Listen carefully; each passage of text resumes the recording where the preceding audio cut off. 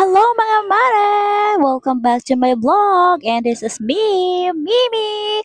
And for today's video nga mga mare ay natakam ba kayo sa unang video natin? Ito nga pala ay ang lechon baboy na hindi namin natikman! At nasa harapan ko na nga mga mare pero hindi naman ako nakamingwit ng kahit isang konting balat lang man. Dahil nga sa pagmamadali naming mga mare na makakapunta doon sa gusto naming puntahan. Sobrang excited talaga mga mare kaya nakalimutan kong makabingwit ng kahit isang balat man lang. Ay naman naku po! Pero mas masarap pala sa mata mga mare ang napuntahan namin. Mas sobra pa sa sarap sa lechon. Ay talaga naman. At dito na nga mga mare ay nagyaya na silang maglakad na raw kami.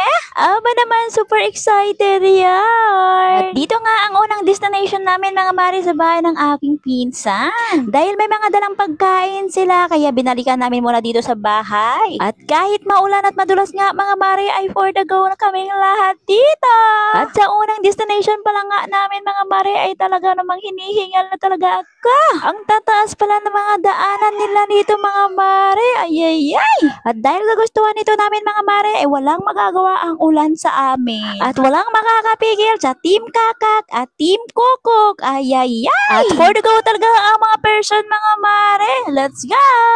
At dito pa lang talaga mga mare ay mabubusog ka na sa ganda ng mga tanawin dito. Grabe, ang ganda talaga ng mga bundok mga mare. Tingnan nyo yan. At hindi mo nga mapigilang hindi mamangha dito mga mare. Ang bundok talaga inalagaan ng mga taga rito. Sarang niyo!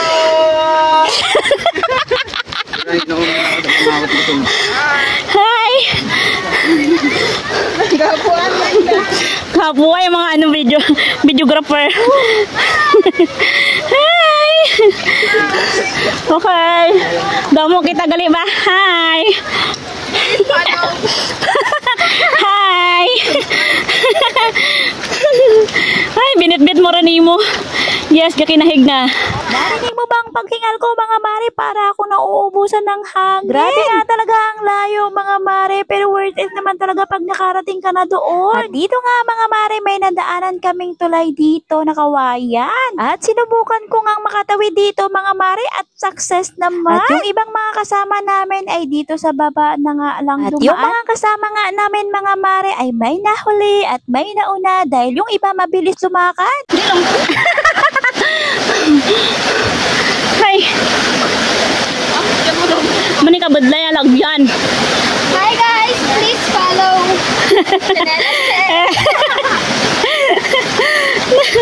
Wala bang iba? Sa wakas nga mga mare ay nakarating na kami dito. Kita nyo ba yan mga mare? Ang ganda ng falls. Ito nga pala mga mare ay dinatawag nilang Bugsukan Falls located dito sa Bugnay Valderrama Antique.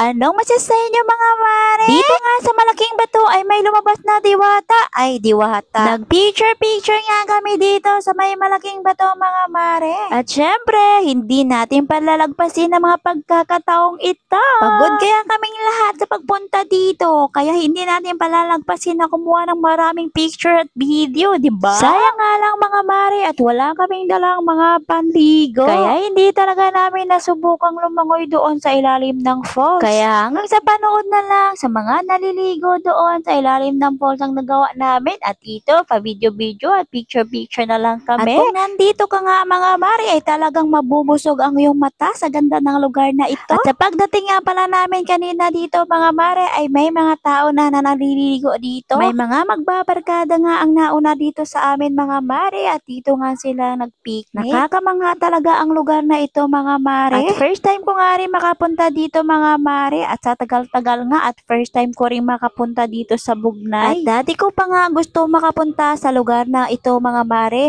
Dito kasi ang lugar ng aming mga lahi. Lahi ng mga Arevalo dito sa Bugnay, Valderrama. At sa wakas nga mga mare, finally nakapunta at nakatungtong na rin ako sa lugar ng mga lahi namin. Dito nga mga mare ay nag-e-enjoy ang mga bata sa paglalangoy. At ang nagustuhan ko nga dito mga mare ay yung lalim ng tubig ay sakto lang. Sa tulad naming hindi marunong maglangoy ay pwedeng-pwede dito kasi hindi malalim ang tubig. At dito nga mga mare ay sobrang namangha ako kasi nakakita kami ng rainbow. At sabi nga noong mga matatanda mga mare, pag tinuro mo daw yung rainbow ay mapuputol yung kamay mo. Sinubukan ko nga mga mare, aba hindi naman naputol. At ito nga mga mare ay pauwi na kami. Salamat sa pagtanggap dito sa amin sa lugar na ito. Babalik kami sa uulitin. Kung gaano kahirap at pagod na makapunta kanina dito mga mare, ay siya namang kabaliktaran. Easy lang ang pag-uwi mga mare at hindi na nakakapagod at hindi na nakakahingal. At yung pagpunta nga namin kanina dito mga mare ay siguro may 10 times akong nagtanong kung malapit na ba kami. At sa pag-uwi nga namin mga mare ay may mga batang dumadating pa para rin maligo. Yung mga batang taga rito at malapit din dito sa may Busay. At kung taga rito nga ako mga mare at malapit lang din dito sa Busay, siguro araw-arawin ko ang pagpunta dito. Ayayay!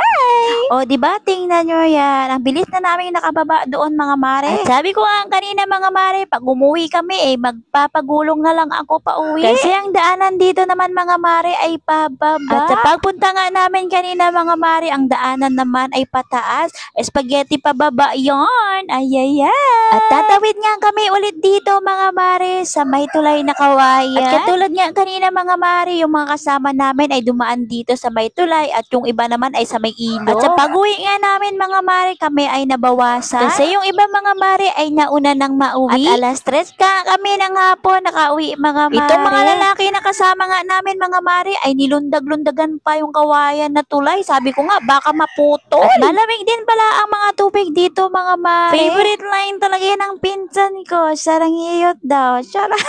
Ay, sarangiyot! Basta galing bundok talaga ay malamig talaga ang tubig, di ba? At habang pauwi nga talaga mga mare, hindi talaga maiwasan na madulas kasi nga madulas talaga yung daanan. O di ba? Kasasabi ko lang muntikan na nga madulas. Ay ay ay. At sa gilid nga pala ng aming dinadaanan mga mare ay may mga tanim na mga palay. Ito rin naman talaga ang kabuhayan dito mga mare. May mga tanim na mga palay at mga gulay. Kahit malayo sila sa may bayan mga mare, ay may tinda rin daw dito sila tuwing Huwebes. At hindi ko na nga nalintano yung pagod dito mga mare. Kasi lahat na ng nadaanan namin ay puro pababa. Ang pagpunta lang kanina mga mare ay nakakahingal kasi paakyat ang mga daanan. At kapag balik nga namin dito mga mare, sisigurduhin ko na may damit kaming pampaligo. At para ma-experience din namin mga mare ang paglusong doon sa ilalim ng Busay na yun. Salamat nga kay auntie na nag-invite sa amin at sasakyan ni Manong Larry. Sana makabalik ulit kami rito.